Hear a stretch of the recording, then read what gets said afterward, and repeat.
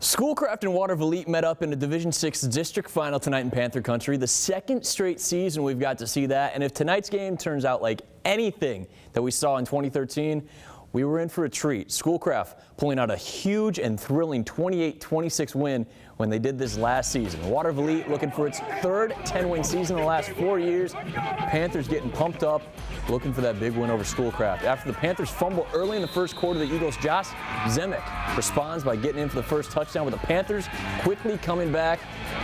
Blake Keene net to Garrett Muth, but they missed the extra point, so it's a 7-6 game. Down by one, Keeknap still throwing, but no, you don't want that happening. Chad Marks just being a hog molly up front, gets the big defensive tackle interception. That gives the Eagles a short field, and Ricky Clark doing it himself there for an Eagles touchdown.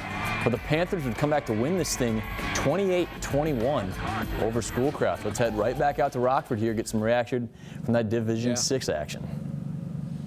Mitch, thank you very much. Well, last week, North Point Christian, of course, won its first ever playoff game. Now in uncharted territory here in the district finals. The team they were playing tonight, Ravenna, no stranger to this part of the playoffs here. And even though they had been in the second round 10 times in school history, it is actually their first time being back in the district finals since 2010, playing for that district hardware. To the highlights we go for this one from Comstock Park. North Point Christian continuing to use Comstock Park's Panther Stadium as its home field, and the fans enjoying it so far here.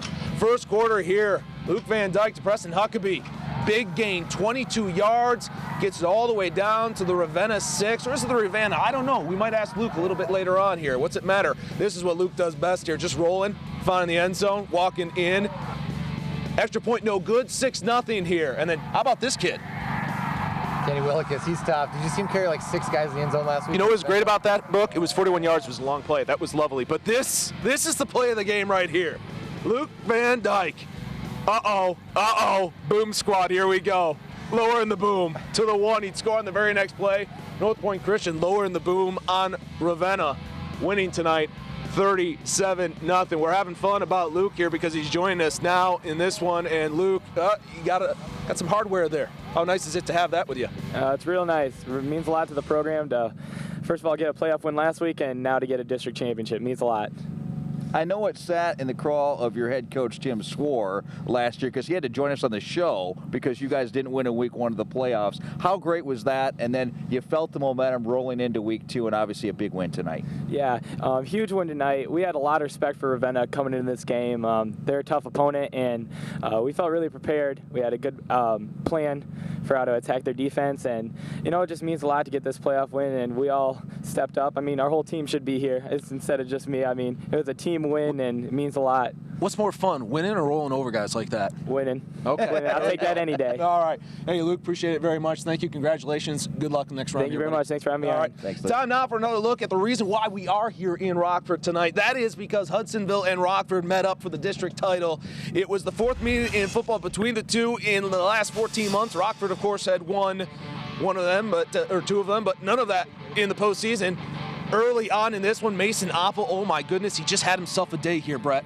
He did, and Mason Oppel, again, they just keep running off the ends, and if no one's there, you're going to have big plays like this. Takes it to the house, his biggest run of the night, and by air, by sea, by land, whatever for Mason Oppel. Jason, I know we were sitting there saying, hey, look, Hudsonville, yeah, there you go. We got the name right this time. Hudsonville was playing strong coming into this one, but to be up 23-0 at half, as you see the touchdown pass here for Oppel, it's surprising. A little surprising. We expected a close game like we had in the regular season, maybe come down to the wire, and that just wasn't to be tonight. But you knew Rockford was going to come back and make things interesting here. They were going to have a fight, and they did that here. 2 scores in the third quarter. Last one here late in the third. 2-point conversion good. Made it a 15-point game, but that is as close as they would get as Hudsonville, for a second straight year, goes to Rockford and comes out district champions. Fantastic victory here tonight, and the man celebrating right there is joining us right now. Head coach, Dave Lingard. Coach, congratulations. Deja vu all over again, huh? Deja vu all over again. It was awesome. It was great. What a way to celebrate with your guys. a district championship, hardworking group. It was fantastic. Great effort. Coach, talk about down the stretch. I know you had the loss to Granville, but the 2 wins over West Ottawa and here, you guys seem to be playing your best football. You got rewarded with that 5-4 getting in. How did the kids respond from Selection Sunday with that new life? That's a great question. You know, we were a little nervous about having to go back into West Ottawa after, you know, we had a terrific game and West Ottawa played poorly and we just put up a ton of points, and then we have to go back there. That was not a recipe that anything I was excited about going back there with Coach Zagunas. But yeah, we talked about it tonight before we came. I said, you know what, we're playing our best football of the year right now. We're playing physical, we're playing fast, we're playing confident, and it was just awesome to see us get off to a great start. And you got off to that great start. Yeah. You led 30-0. I'm sure you weren't feeling too comfortable, though, even up 30 in the second half. I was really uncomfortable, almost more. I mean, it's amazing. They've got so many weapons, and Bradfield is so doggone fast, and Coach Munger's got a ton of things that they can do. They're all over the place, so there's no amount of points you would ever be comfortable with in Rockford. Well, Coach, appreciate it. Once again, thank you for sticking around. Obviously, it's a little easier to do when you got a victory like this one. It was great. It was great. Fun cold, to celebrate. wet, but we really do appreciate you sticking around. Thanks for joining us. And good Absolutely, luck next guys. week with whoever it is that you're going up against. Appreciate it. Thank you very much. Well, time now for another break here on this special live on location edition of the Blitz. When we return, it is Blitz battle time. Muskegon Catholic Central has rolled through everybody, has gotten in its way this season. Tonight, Central Michigan Athletic Conference champ Fowler, the opponent. We'll see if the defending champs kept on cruising. And we'll have a check on the Blitz top 10 poll. Some people believe that if your season is over, you must not be a top 10 team. Yes, that is the case. I don't believe. Others do not. The Blitz will be back shortly.